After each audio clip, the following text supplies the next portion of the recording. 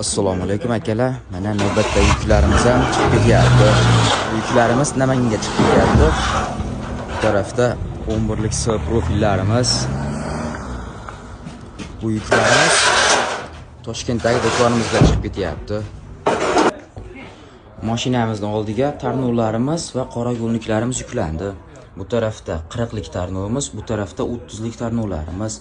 Tagida ustunlik uchun qora yo'lniklarimiz ham bor. Orqaga 11lik S profillarimiz tashlanyapti.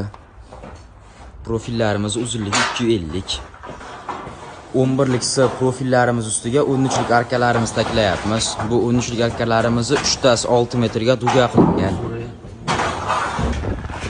Akalar, eng tepasiga aravalarimiz yuklanyapti. Aravalarimiz ham juda yaxshi holatda. Yo'llari 2 martadan qayrilgan. Oyoqlari yangicha holatda tayyorlangan, cho'tki holatda. Akalar, Isuzimiz ham to'ldi. Oldinga arava, latok, hamma profillarimizni tashlab berdik. Bu yuklarimiz Toshkentdagi do'konimizga chiqib ketyapti.